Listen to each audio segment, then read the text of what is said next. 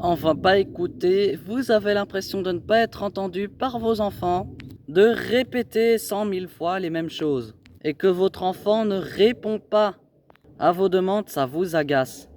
C'est bien normal, on voit tout de suite ça dans cette vidéo. Bonjour, je suis Océane des Canaries, coach en développement personnel et en parentalité.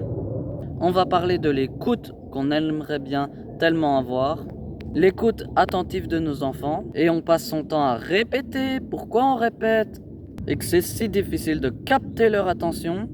Mais on voit ça en plusieurs points dans cette vidéo. Mais avant de commencer, je vous propose de voir dans la description et de vous inscrire sur Lohana afin de parler avec vos enfants.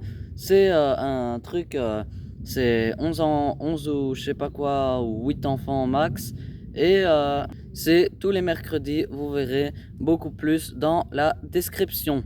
Il y a des choses qu'on n'imagine pas quand on est enfant ou quand on n'est pas dans la tête de notre enfant.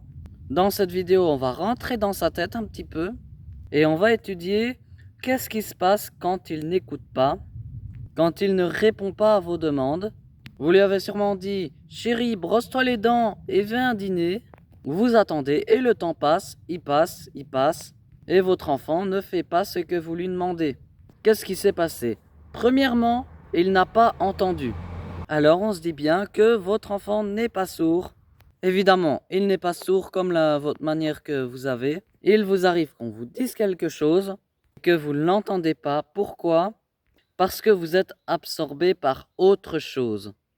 Et l'enfant, il a une pensée, il est très focalisé sur ce qu'il est en train de faire. Si votre enfant est en train de jouer, s'il a vu quelque chose de très intéressant et qu'il est plongé dans un livre, dans un jeu ou dans un personnage qui fabrique dans leur cerveau imaginaire et très expansif, il est en train de faire autre chose dans sa tête. Et du coup, il est bien probable qu'il vous a bien entendu parler, mais qu'il n'ait pas écouté. Deuxièmement, vous êtes fondamentalement sûr à laquelle votre enfant a bien entendu votre consigne. Mais il y a une chose qui nous arrive aussi, nous adultes, ou je sais pas, chérie, est-ce que tu peux venir voir quelque chose? Vous lui dites oui, oui, j'arrive. Et puis tout à coup, vous avez une notification qui arrive sur votre téléphone. Et vous regardez, puis vous passez de cette notification à l'autre. Autre chose et encore autre chose. Et vous avez complètement oublié. Votre enfant peut être distrait, mais il faut savoir que la capacité d'intention de votre enfant est volatile que celle d'un adulte. C'est-à-dire qu'ils vont très facilement, et on le voit, à laquelle ils vont détourner leur attention, avec pas grand-chose finalement. Vous marchez avec lui, vous le ramenez de l'école, et puis tout à coup il a vu une petite fleur, et voilà, vous avez en train de parler d'autre chose, et il a complètement oublié, tout à coup, la fleur est devenue très importante. Il est possible qu'à ce moment-là, votre enfant a entendu votre consigne, mais distrait par autre chose, et tout à coup, il a complètement occulté votre demande. Troisième raison, il n'a pas compris de ce que vous attendez de lui.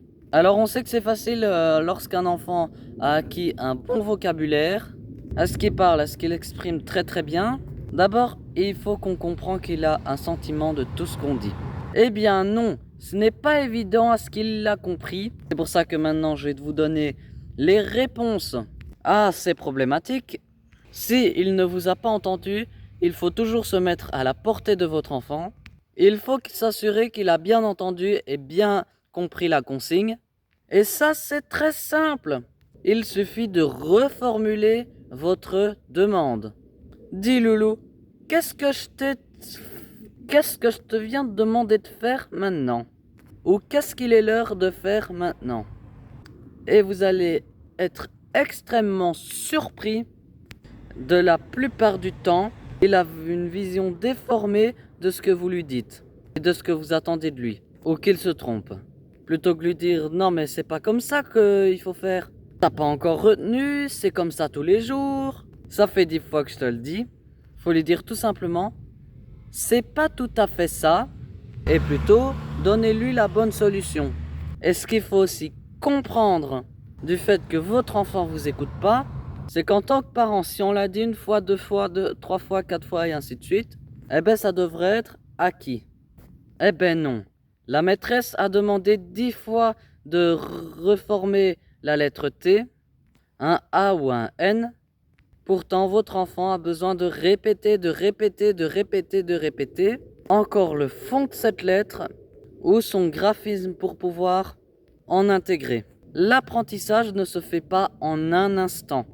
Il va falloir du temps, plus ou moins long, et plus l'enfant aura de l'intérêt à l'apprentissage, plus il va apprendre plus facilement, et plus il va apprendre plus facilement, évidemment.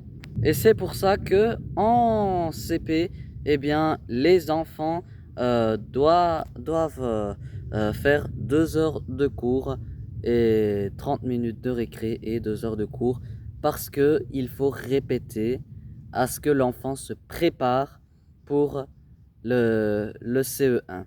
Et c'est aussi pour ça que se brosser les dents, passer au bain, se tenir bien sur sa chaise à l'école, ou mettre ses chaussettes dans le panier à linge, c'est pas une chose importante pour l'échelle et l'aune d'un enfant. Et quatrième point, évitez de dire des choses à votre enfant de ce que vous voulez pas. Formulez plutôt vos demandes positivement. Ça veut dire quoi? Ça veut dire qu'il faut éviter la négation. Si je vous dis là maintenant, si je vous dis surtout, ne pensez pas à un éléphant rose avec un chapeau à pois vert sur la tête en train de faire du ukulélé dans un parc d'attractions. Évidemment, vous avez visualisé tout ce que je vous ai dit de ne pas faire. N'examinez pas de tout ce que vous avez examiné à ce à quoi vous êtes en train de penser. Quand on envoie une information dans le cerveau, il est chercheuse, il va directement à ce que lui entend. Les mots-clés, c'est ni ne, ni pas, c'est la structure même de la phrase. N'utilisez pas la négation. Si vous commencez à vous concentrer là-dessus, vous vous rendez compte que vous faites tout le temps. Quand vous dites à votre enfant n'écrivez pas sur les murs, son cerveau entend écrire et mur. Plus il est petit et plus il va résister au fait, le fait qu'il va faire sur le mur. Dites-lui plutôt écris sur la feuille. Plutôt que de lui dire arrête de mettre des jouets partout et laisser traîner toutes tes affaires. Est-ce que tu pourrais ranger tes voitures dans le bac rouge? Soyez très spécifique, soyez très clair dans vos demandes. Plus elles vont être claires, spécifiques et positives, et plus vous aurez un enfant qui va vous répondre positivement. Puisque tous les astuces ne régleront pas tous les problèmes, vous l'avez compris et je le redis quand même, je le dis à conclusion que votre enfant a besoin de répétition pour apprendre et il faut accepter de répéter les choses. Lui dire en vous énervant, en le rouspétant, à lui faire des remarques désobligeantes, mais enfin, mais tu sais toujours pas comment on s'est rangé ses voitures en rentrant, c'est pourtant ce qu'on fait tous les jours. Dites-leur plutôt, dis donc loulou, il y a tes petites chaussures qui cherchent à retourner dans leur abri. T'aurais pas oublié quelque chose? Voilà ce qu'il faut faire. Utilisez une autre formulation pour votre demande.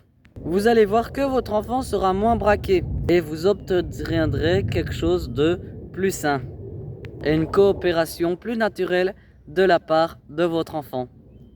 Voilà, j'espère que cette vidéo vous a plu.